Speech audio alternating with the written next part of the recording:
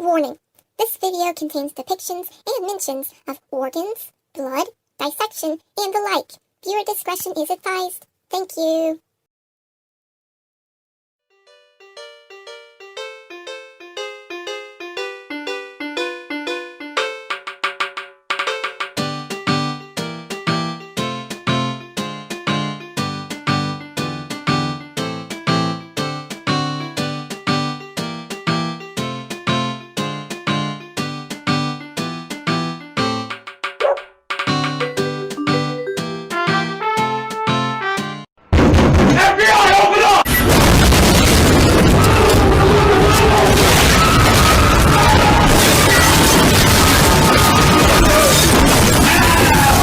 No, it's not what it looks like. I'm just doing this for my class. It's confusing, so let me just explain. So, what even is heart decellularization? Heart decellularization is the process of removing all cells and living matter from a heart, making that heart into what is scientifically called a ghost heart. Ooh. It's not actually a ghost heart. The heart just loses all of its color by losing its blood and cells, leaving only the connective tissue that makes the outline of the heart. So, why would anyone in their right mind want to do such a thing? Well, let me explain. Believe it or not, but heart decellularization is an important topic of exploration in the case of heart transplants. When donating any organ, there's a high chance of the person's body rejecting the new organ and denoting it as a foreign invader, just like a virus or other pathogen. When they get a new heart, the immune system's all like, "Who invited this guy?" Imagine, you're the new girl in school. You just want to make friends, settle in, and have a good time, you know? So you go over to the sandbox and you're like, "Hey, can I play with you?" But they're like, "Who the heck is this? You don't look like you're from around here. You're so lame, what a loser. Beat her up, beat her up, beat her up, beat her up." However, what if you take the donor's heart, remove all the heart cells from the heart, and then put the other person's cells on the heart? Then maybe the body wouldn't reject it. See, I'm not just killing hearts for the fun of it, I'm doing something for the greater good. You should be thankful. Bow down to me. Outside of regular class hours, you had the option to take some extra, unique classes if you wanted to. Me being the nerd I am, of course, wanted to take one, especially when I saw the names of some of these classes.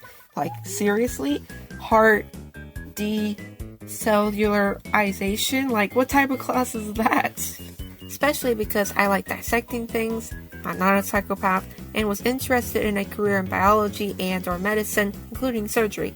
While I would get the chance to cut up organs, my friend instead chose to take some silly study skills class. Like, really? Who would pick study skills over organ cutting? Hello? Just look at all the fun we're having. You're missing out.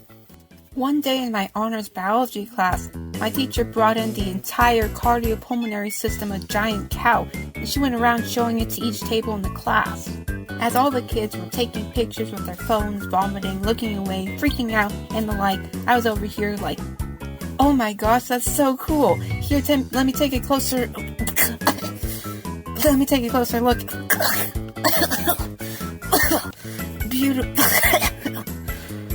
Beautiful.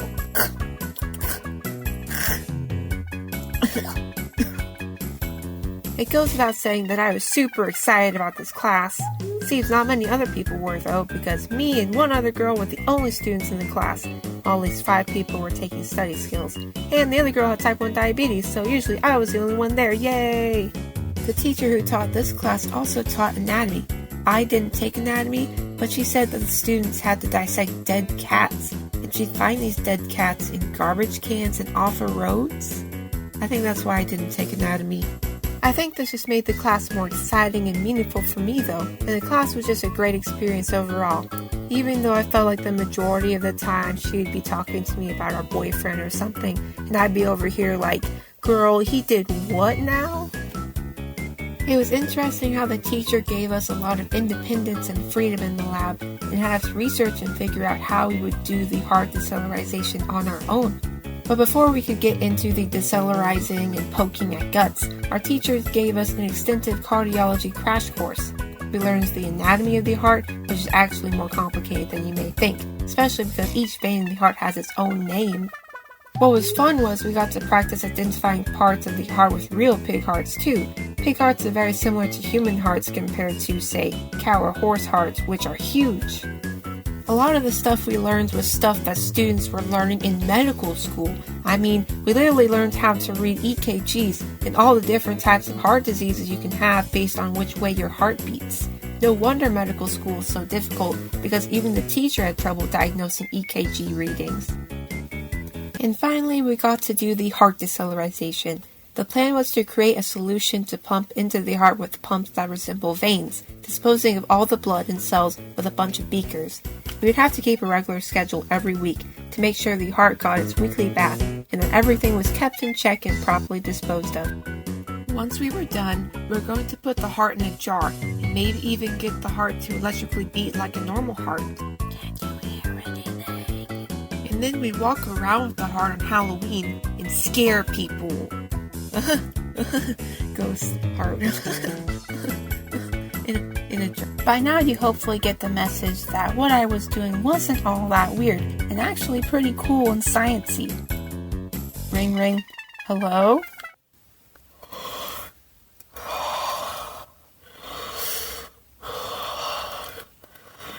It wasn't that easy though. We had to make sure the heart we got from the butcher wasn't too damaged or chopped up, and then we had to be careful in cutting off any meat on the heart. And if you have ever dissected a cow eye before, you may know how impossible fat is to cut through. For one thing, keeping our hearts in the freezer didn't always work out, and the hearts would be rotten by the next week, even though we explicitly put a label on it, and we'd have to start all over.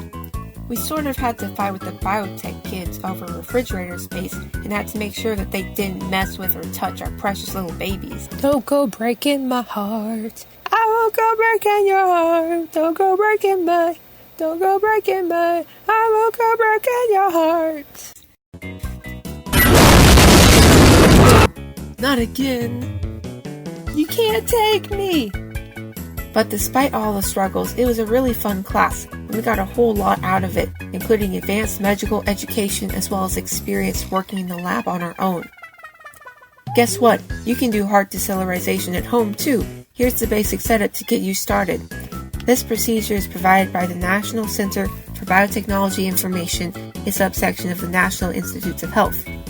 This is the same procedure that we based our procedure in the class off of, and it includes some nice videos and pictures. Let me know if you want me to make a separate video in the future going over the entire procedure and sort of simplifying it and comparing it to what we did. I hope this video taught you a little bit about heart decellularization and related topics such as cardiology and surgery, and that I might have introduced you to a new hobby or passion. Be sure to let me know if you have any questions, and I will try to answer them to the best of my ability. Thank you for watching.